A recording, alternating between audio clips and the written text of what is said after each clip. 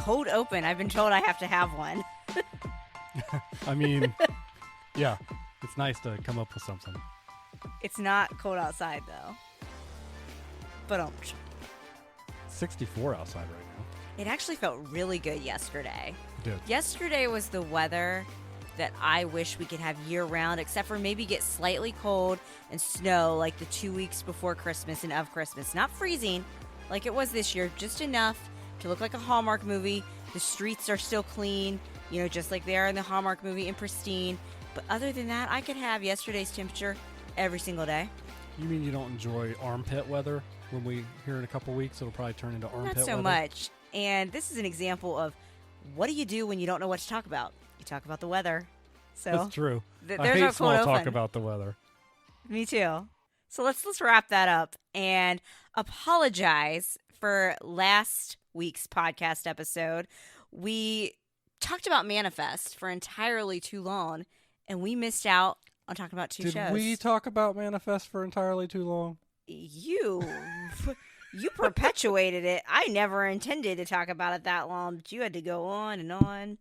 So we missed one doozy of a show that we really are looking very forward to, and that is The Witcher.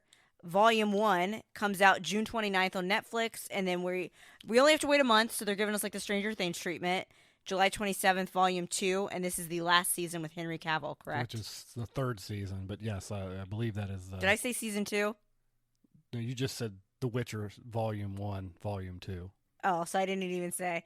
I even have here in my notes, The Witcher Season 3, Part 1, but then you kept saying Volume 1, so I think that's what threw me off. Thanks, Daniel. It's The Witcher Season 3, Volume 1, and Volume 2. I don't know why they just didn't say first half of the season. Just a coin to your Witcher. Yeah. Saying it. Oh, Valley of Plenty. I think I know why we forgot about this, though. Because we're as excited as we are to have The Witcher back, we're mad that Henry Cavill's not going to be in it. Because Miley Cyrus's ex-husband and Thor's brother is going to take over as playing him and not my Witcher. Freaking Gale. They're going to have, Gale from the Hunger Games. Team PETA all day, my friends. Team PETA, the boy who Didn't baked he, bread. kill a bunch of kids in that? Gale was responsible for her sister dying. Yeah, so at least one kid. I mean, not directly, but Gale was just too blinded by rage. He and Katniss were too much alike. That's why PETA is the superior ship. Fight me. I wish they would have cast somebody hotter for PETA, though, ultimately. But yeah, so we got Thor's brother over here, Miley Cyrus's ex-husband, because she can buy herself flowers. Not my Witcher. Am I going to watch season 4? Probably. Even with him. They're going to have to really snatch my wig. I mean, if they keep the Yennefer actor, you're still there for her, I love Yennefer. But yeah, that's kind of annoying. And I guess, isn't the reason that Henry Cavill leaving was because they were deviating from the source material, and he's like a huge nerd? That's the story. Like the hottest nerd I've ever seen. Present company excluded. That's the stories going around. You don't even have a reaction to that? No reaction. No one knows exactly why that happened. Okay. And so we'll never know. I just paid you a good compliment. No reaction. No. Okay. We also have another show coming out, and that is on... I can't get you to remember this one exists. I can't. It's on Disney Plus. A new Marvel show called Secret Invasion, June 21st, and that'll be I assume the classic weekly release that Disney Plus does. And that's going to be about Nick Fury. So Samuel L. Jackson is the lead character on it. Emilia Clarke's in it. Ben Mendelsohn is in it as well. He was in he was one of the alien guys in Captain Marvel, and then he was in Spider-Man No Way Home. He was the pretend Nick Fury. If you remember, it wasn't actually Nick Fury in that one. Yes, have we seen the real Nick Fury? Have we seen the real Nick Fury since the snap? At the end of the movie? I don't even know. I'm not aware that we actually have. Was he at Tony Stark's funeral? Yeah, but again, we don't know if that was the real him or not.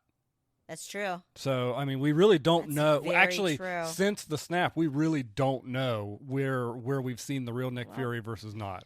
I assume we're going to find out on June 21st. So, let's go ahead and get into it. The main part of this episode. Unless you have anything else you want to say about Marvel. Ben Mendelsohn was also the bad Imperial guy in Rogue One. She has no idea who this actor is I'm talking about. Literally no idea. I don't even know if I'm pronouncing his name right. So anyway, yeah, let's move on. Show me a picture of him. And still not ringing any bells, but I'll take your word for that one. He's an actor in things, and people like him. So anyways. And who are these people? I like him. Okay, well, that's cool. I'm sure I like him, too. Okay. You seem very attached to this man. I'm just trying to get Nick something. Mendelsohn or Ben? I thought it was Ben. It is Ben. I kept calling him Nick. Oh, jeez. Okay. I'm just trying to get this show to stick into your head because I think it might be a good show. Let's not talk for 20 minutes about it. Okay. Let's get into the thick of it. The theme of this episode. We had to say goodbye to one of our favorite shows, and one of my favorite shows especially, tonight's The Marvelous Mrs. Maisel. We are recording this about a half hour, I'd say, since we finished the series finale, The Marvelous Mrs. Maisel, on Amazon Prime. Episode it is a 9. show I would rewatch. Episode 9. Yep, of the 5th season. It's titled 4 Minutes. 4 minutes, yes. And I'm going to go ahead and throw my rating out for the series finale and season finale. Season finale, series finale. She's getting serious about it, folks. She's got like notes and numerals and all kinds of stuff over here. I give it a 10 out of 10. What is your rating? You don't have to say why. Just tell me what your rating is. 8. 8. Pfft. Daniel always has to give. 8 is a very good number. It is a good number, but this one, and I'm going to tell you why. With several, like I said, I've got a full page of notes here. Finales, they're hard to write. Do you agree with me? Oh, I agree. The finales are hard to write, direct, act, execute. Yeah. In every way, finales is probably the toughest. Maybe only second to the pilot in I think difficulty it's harder than the to accomplish. The pilot, you take a risk. You want to get it out there. You want people to like it. But a finale, you're tying up your creativity as a writer. Yeah. You're tying up things for characters. You're wanting to not sacrifice your vision, but you also don't want to upset the fans. Because I'm sorry, How I Met Your Mother, you made a lot of fans mad. Including me. Now, let's not reference the worst finale I've ever seen with one of the best finales. Is this the best series finale I've ever seen? It's going to rank up there for me, quite honestly. I've let it settle in. I would absolutely rewatch the entire series again, but it was good. This one hit the mark for me. It wasn't overly cheesy, like a lot of finales can fall victim to. Sometimes a lot of finales are just overly cheesy, sickeningly sweet. Nor did we witness a catastrophic event like other finales do. Now, obviously, we have a scene with Lenny Bruce. I was nervous when they brought him up that we were going to actually get that catastrophic event. So we know what happens to the real Lenny Bruce in real life. You can see it kind of opens with a melancholy note. They alluded to what's going to happen. That he's kind of fallen off, and that is sad. But we didn't have to see it. Obviously, we assume at this point that when the show ends, because it actually ends in 2005. Yeah. Oddly enough. Obviously, Mitch's parents are no longer around. Correct. But we didn't have to see them die. We knew, they hinted in the previous episode that her mom was sick. And that was like a flash forward. We assume Joel has probably since passed. Yeah. But we didn't have to have some major catastrophic event like a lot of finales do, which I always think is just cheap, to be honest. Like Supernatural, they should have ended it the second to last episode. I'm sorry, I didn't need to see Dean die by getting impaled by a screw. What about you? Dean got screwed and the show ended. Quite literally. It didn't destroy character development like a lot of finales often do, because some finales want to harken back to the pilot and they want to go back to the pilot and kind of have a full circle moment, which I do think Maisel accomplished without destroying the characters. That being said, sometimes it's like, and the people that like it when stuff do that, I'm like, why do you even watch other seasons of the show if you want everybody to be the same? It's always a point of contention to me. And that's one of the things I think How I Met Your Mother did. It did destroy some character development. One of the reasons why I dislike that one. And then there's other shows where it's like they backpedal the characters for like the bit. And I don't care for that. So you've rated it a 10. Yes, and I'm going to keep giving you my reasons why. Well, so do you have any other shows that you've given a 10 that you would give a 10 on their like what do we? I want to know some compare. Okay, I definitely. Mad Men is one of my favorite shows of all time, and it was a 10 of 10 for me. We could do a whole other episode, a podcast just on Mad Men alone. Mad Men's a lot to break down. So and creativity in that show, 10 of 10. Honestly, now I talk about cheesy stuff. It was cheesy in a good way. I would give the New Girl finale a 10 of 10. Series finale. New Girl. Oh, yeah. Frank Sinatra. Frank But Sinatra. then the way Okay. they had the transition with them playing True American at the end, Yeah. and then suddenly like their kids are involved, and Yeah. it was good. I really enjoyed that one. I'm gonna say, can we do a 0.5 or is it just the hard numbers? You made up the rating system, man. I guess I did. I would probably give, honestly, while it was cheesy, again, this is cheesy in a good way that I liked. I did like the way Friends ended. Sorry, guys. I thought it was, I liked it that Monica and Chandler got their happy ending. Well, Phoebe and Mike because were happy. I mean, Joey, as- they kind of had to leave his character hanging because he had Yeah. that terrible spinoff. But I wouldn't have expected Joey to settle down right away and have a bunch of kids. I mean, they didn't do the whole revert all the characters back to their original first No. season. Like They they had all growth. had growth and moved on with life. So, And yeah. obviously, Ross and Rachel getting back together was what I wanted. Sure. And you know how we were talking about weddings and Friends? I remember people were always like, "Oh, Ross and Rachel didn't get married in the end." I'm like, I assume they probably got married in the future. Maybe had another kid. Who And knows? they'd already been married and divorced once. Why do it again? True. And how are you going to top your Vegas wedding? Exactly. Frasier, I would give probably a 9 out of 10. Yeah. The only thing I wasn't wild about Frasier like running off to Chicago. I kind of understood why they did it, Yeah. but I was not. Did one of yeah. our figurines just fall? Sorry, I got distracted. Yeah, and then I bumped my mic. Okay. Anyway, I could talk a lot, but there's shows that come to mind that I would Okay. give my 10 of 10 to. And that's a good list. Like It is a that's a good solid list. list. And it's Great and finales. I will note too that like It's hard to write a finale. finale you're rating finales of these shows. You're not even necessarily saying these are all your favorite shows Mm-hmm. ever, although many of them I would say are probably up there for you of the ones you've just I really like the listed. middle. Um, Honestly, the middle's finale was great. Yeah. I'd probably give it a 10 of 10 as well. I think sometimes it's actually easier to write a finale for a comedy, How I Met Your Mother excluded, than it is sometimes a drama almost but I don't know. you know They- what had a great finale? What? Star Trek: The Next Generation. Okay, we are not going to fill this episode over with Star Trek. That's all. I'm just saying that 10 for of me 10? that's a 10 of 10. Okay, so what you said that you gave Maisel 8 of 10. Yep. What would be besides Star Trek? I know. Do you agree with me on New Girl? You agreed with my Frasier rating of 9. Name me 2 other shows that you would give a 10 of 10 to? A If you 10 think of about it. 10. Do you agree with Mad Men? 10 of 10. You like Mad Men.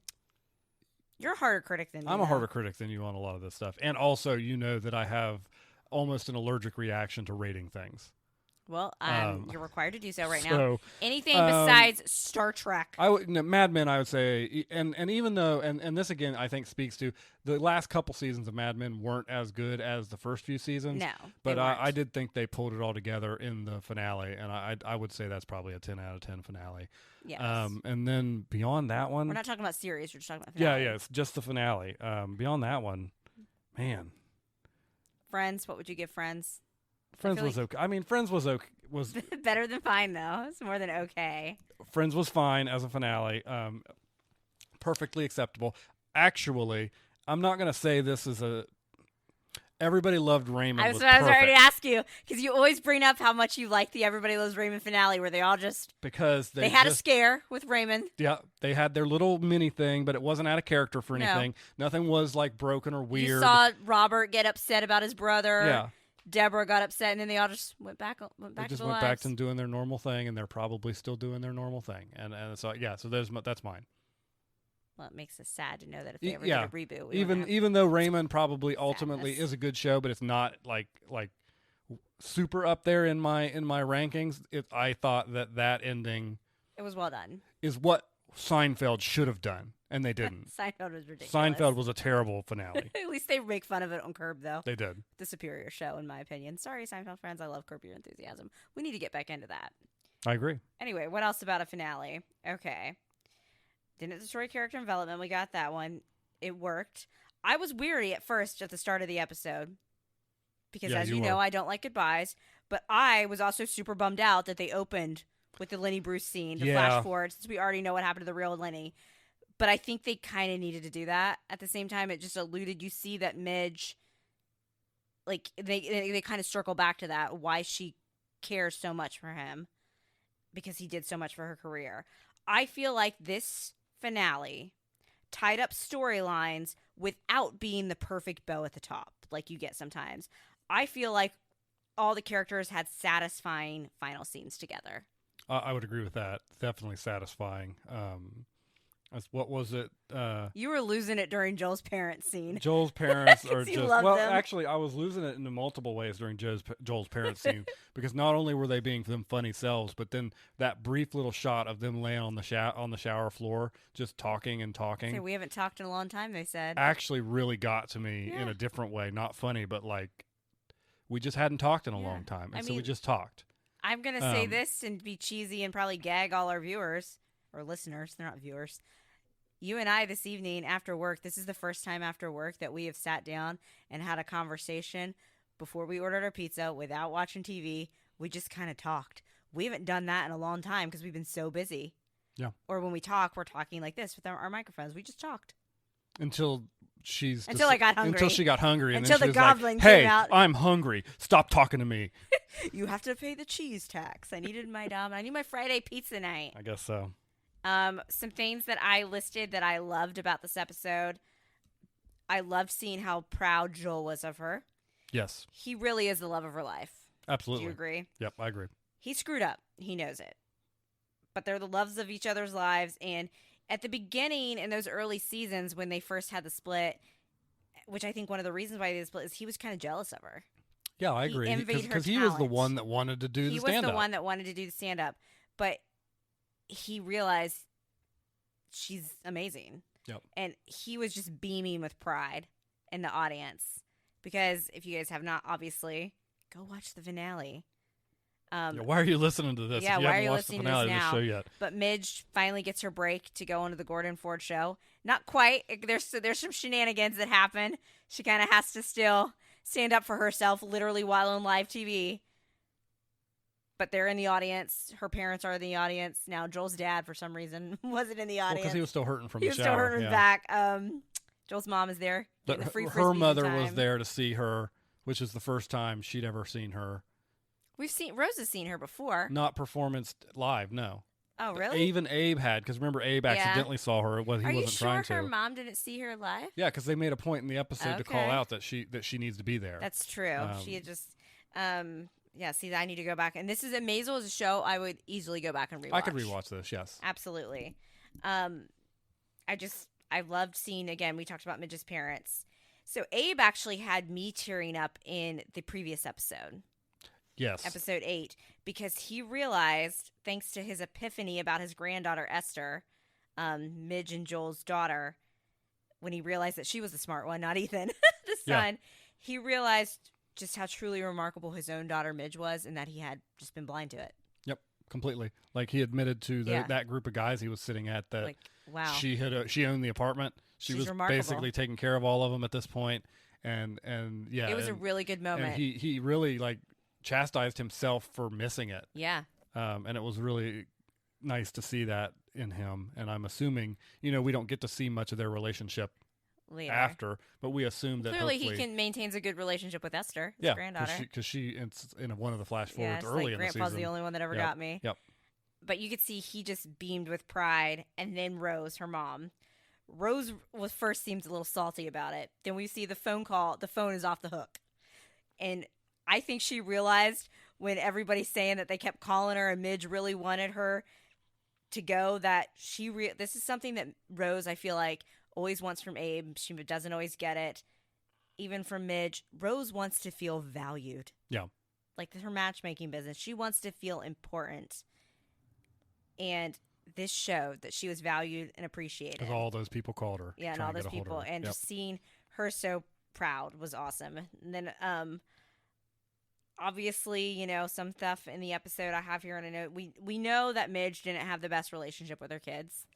We see it in the flash forwards. Yeah, she admits it multiple times this season. And is it sad? But it fits. Yeah. And it just fits the theme that, well, ultimately, there's love. Our parents can really screw us up.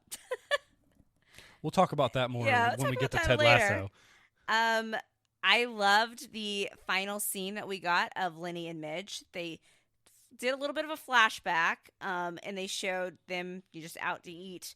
She's practicing writing her signature. I got the impression that was supposed to be kind of after that scene in season 4 when they got together, because the snow was going on and it was about 6 months. So I think that was around that same around time frame. Yeah. They didn't get together; they hooked up. Hooked up, whatever. But he always believed in her, and he saw her talent immediately, like Susie. Yep.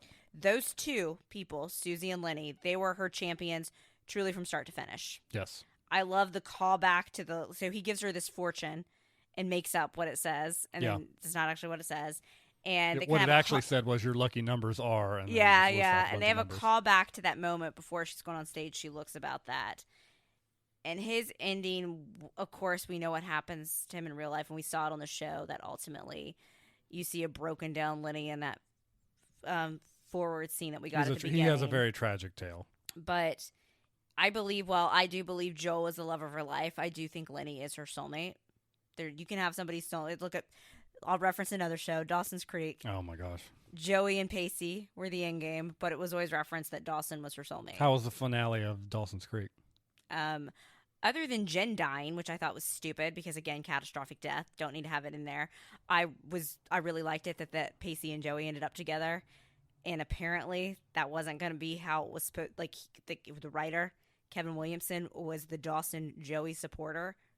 Ugh, gag, terrible couple. And then ended up realizing, this doesn't fit, that you can be soulmates and with your friends. That's what I was getting to, that Dawson and Joey were soulmates. But Pacey is who she ended up with. Now, I'm a Pacey Andy shipper from the beginning, but Pacey and Joey were. Joey was intolerable unless she was with Pacey. Just throwing that out there. What would I give that finale? Baby kangaroo. Probably a 7. What? Okay. I said baby kangaroo. Joey. Oh, my gosh. Anyway, I think that Lenny was Midge's soulmate. Joel was the love of her life. And both of those relationships are important. You see in the flash forward in 2005 that ends with her longingly looking at a picture of Joel. Yeah. Which I was joking. I was like, they had to put that in there since they had that little nice scene with Lenny. That being said, the most important relationship with Midge was who? Oh, it was Susie for sure. Susie. Without question. Her manager. And as much as Susie never wanted to reciprocate or admit it in the show, they made thousands of times, Susie was always like, I'm not your friend. Yeah. But how do they end? Oh, they're friends at the end. They're friends. They're literally watching VHS copies of Jeopardy. Together over the phone because they're not in nice the same big place. houses. Yeah. And while, they had that fallout that we saw in the future, like I think they made up sometime in the early 90s, if I'm to believe it was after this first scene with Susie. And they had every reason to have that fallout. Oh, sure. But they make up, even in their rich lives, their big houses with Susie and her birds. They still ripped at each other, just like they did back, what was it called? The gas lamp, where she got discovered. Like true friends watching Jeopardy. And honestly, that's really all you need. Yeah. And it was marvelous. And it will go down as one of my favorite shows of all time. So well done. And those are my notes. Cool. That's how passionate I am that I had to write a page of notes. Do you have anything else you would like to say to it? You agree Susie's the most important relationship? Oh, yeah, for sure. And we love women supporting women. Yeah, I thought it was, like I said, 8, for me, an 8 finale. Like, is good there's for you. There's not a lot of things I would probably rate higher than that, to be honest. So I enjoyed it. I thought it wrapped up the series well. Thought it wrapped up the season well.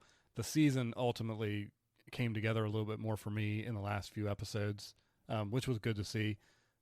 This season was a lot better than last season. A lot better than season 4, yes. I didn't think the previous season was that bad, but compared to the other ones, that's why it did not make it my best show going. But now that it's ended, it's going to be one of the best shows I've seen. It's funny. It's heartwarming. It's not overly cheesy. It's just good. It's witty. I can feel the Gilmore. If you like Gilmore Girls, I think you should give this show a try. I disagree where people are like, oh, Midge is basically like Lorelai in the 50s.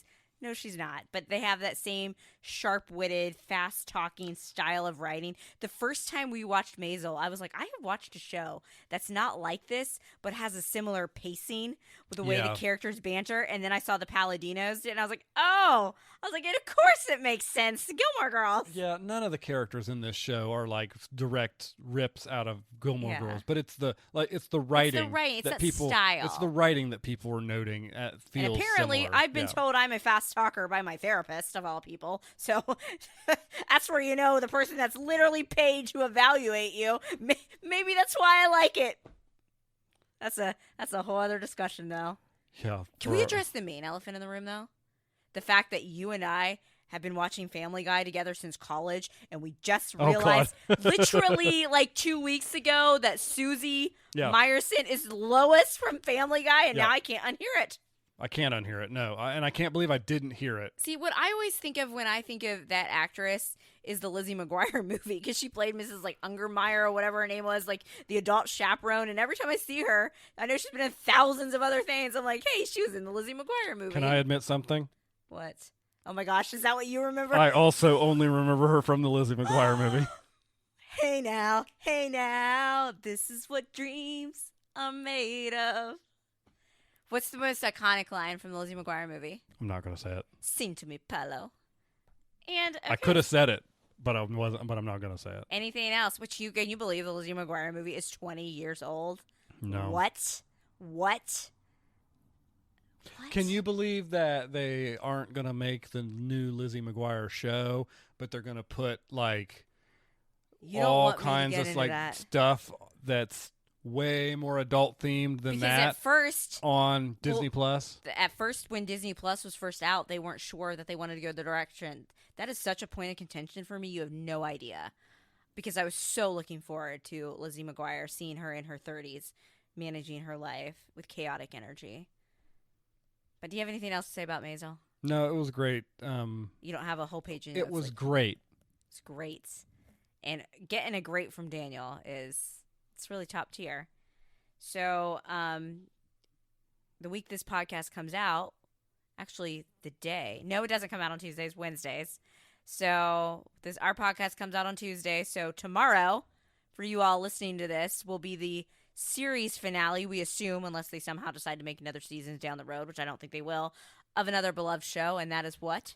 Ted Lasso. Ted Lasso. So I do have some notes but on we are talking about episode, the second to last episode. I don't know the number. We are going to be discussing the episode, the second, like you said, the second to last episode that aired on...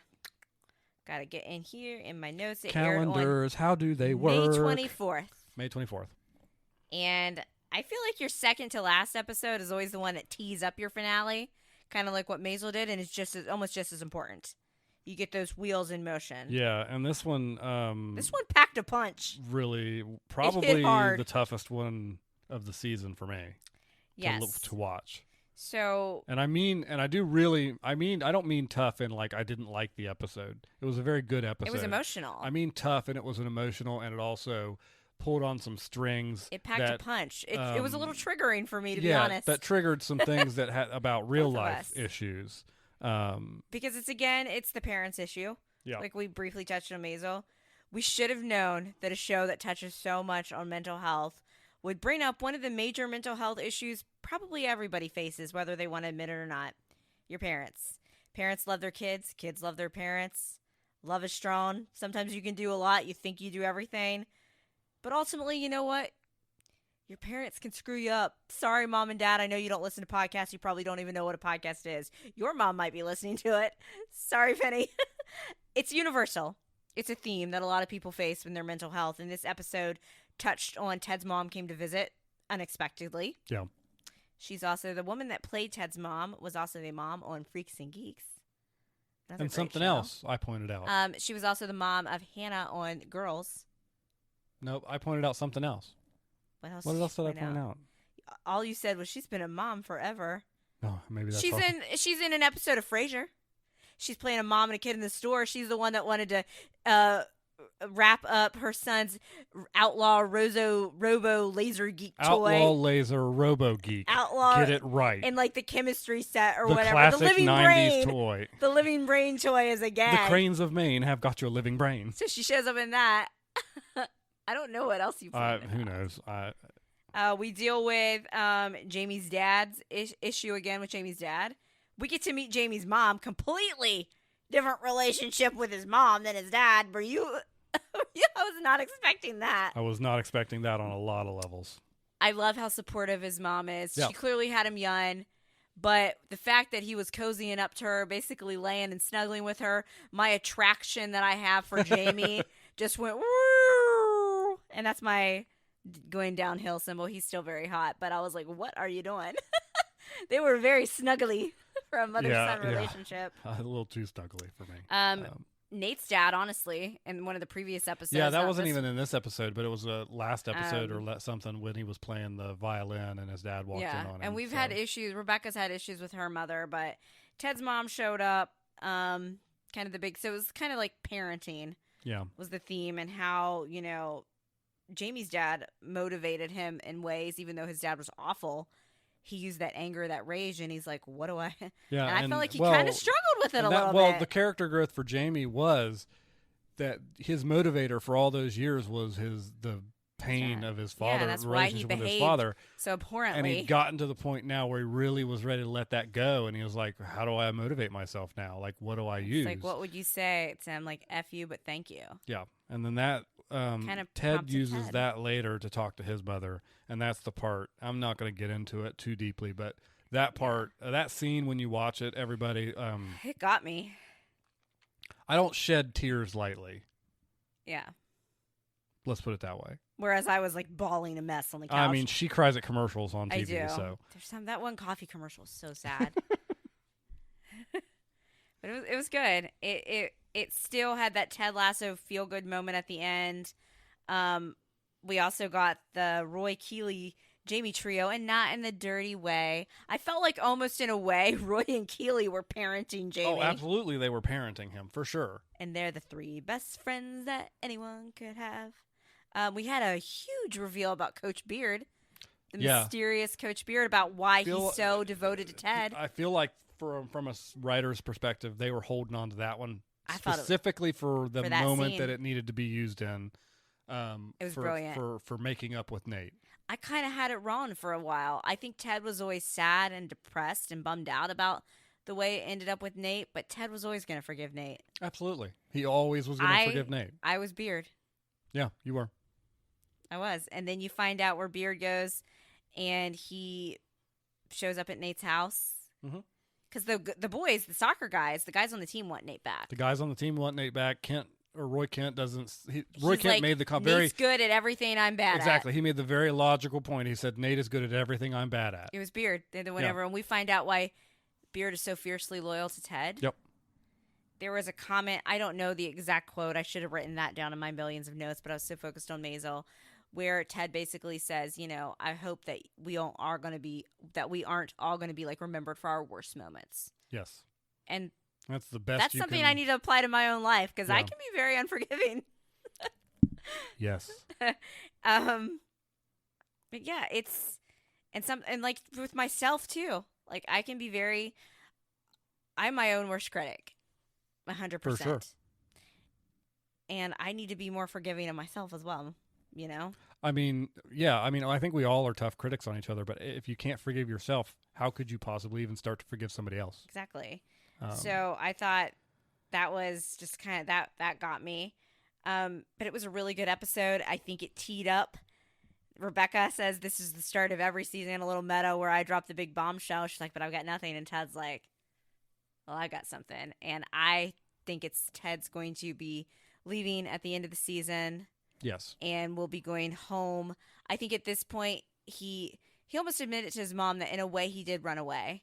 Because he doesn't want to he's depressed at what happened with his marriage, but he desperately doesn't want to disappoint his son. He's terrified. He's terrified. Yep. Because the whole theme was like parents. And I think Beard's going to stay. Yeah, I think that they might be. I think Beard, Roy. I think Roy's Kent's going to be the head coach. Maybe Beard, Nate's going to come back on. They're all going to Beard work has together. been leaning on Ted so long, and I think he might be ready to finally strike back out on his own with his psychotic girlfriend. And I'm going to make What's her name? Jade?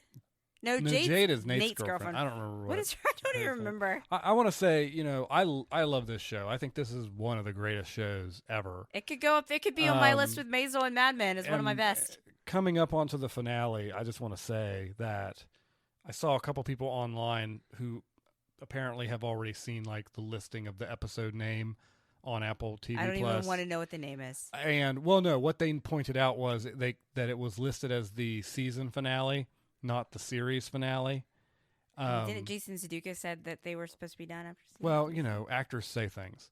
What I'd like to say is, if the writers have been gearing this up to be the series finale, and the actors were ready for this to be the series finale, and they filmed this as the series finale, let it go. This needs to be the series finale. Let it go. I have heard. Now, I thought this was just a rumor. I've heard that there's possibilities for a Roy Kent spinoff. Fine, but not Ted Lasso.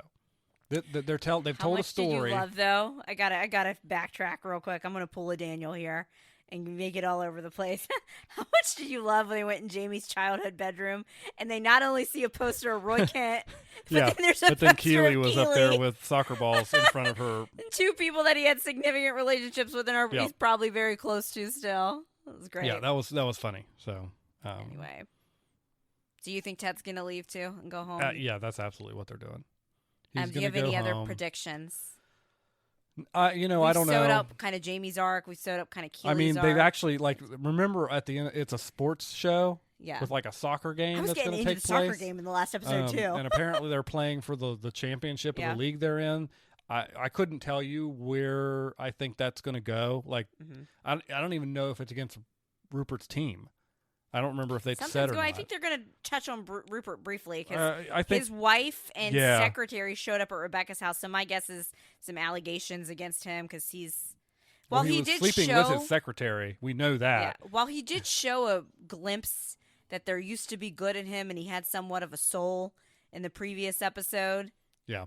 He's still... Yeah. I think he's far gone. I think, honestly... a lot of that stuff about the sports is going to fall to the wayside of what we're going to see from the relationships that have been built. I mean, unless I'm completely off base, the show's given me no reason to think otherwise. I think we're going to get that classic Ted Lasso emotional, but still good, and I'm going to feel uplifted at the end. Yeah. I think that, Roy and Keely are basically back together. I do think there's a chance for Rebecca and Sam, and at first I was like, maybe not. I don't know if they're going to get in your face. I think it's going to be all my OC fans out there. When Taylor and Ryan, they kind of winked at them that they were going to get back together. I think this is about the third or fourth time they've shared a lingering look on a different episode. So I do think there's going to be somewhat of a payoff. I don't think it's going to be some grand declaration. I mean, maybe it is. You never know. I didn't think I was going to get Peggy's grand declaration of love with Stan on Mad Men, and they gave that to me. So you never know, which was one of my favorite. That was kind of out of left field. And it worked. Yeah, it did work. For that character, because it was just so different. But go watch Mad Men. Seriously. Yeah, I don't really know specific details of what I think's going to happen. I think that we're going to walk away. I feel like I'm going to probably walk away similar to how I walked away with Maisel and be sad to see it go. I'll definitely be sad to see it go. But like I said earlier, I don't want it to overstay its welcome either. I agree. And so if this is what they've written and this is how they want it to end, I hope that the powers to be at Apple who love that money don't pull it back from the grave after it's over. I agree. So, anything else? Nothing. I have anything. Thanks for listening to We Watch TV, the podcast about the TV we watch, because I didn't get the opportunity to say it at the beginning, because we've gotten really lazy with our cold openings. At least we're not recording Monday night at we're not. 10 p.m. We're not recording it Monday night at 10 p.m. So that is Tuesday. Nice. Yeah, or Tuesday. But thanks everybody for listening. Yeah. We'll talk to you next week. Thanks for listening to this episode of We Watch TV, a podcast about the TV shows we watch. You can find more from Hope on Twitter @LilRunner or on Instagram @LilRunner1485. And Daniel is on Twitter @TheRealHoboDan. Drop us a line if you like the show or have a question you'd like us to address on a future show. Music for today's podcast was provided by Your Tunes from Pixabay. Artwork was created using the AI program Midjourney with prompts written by Daniel.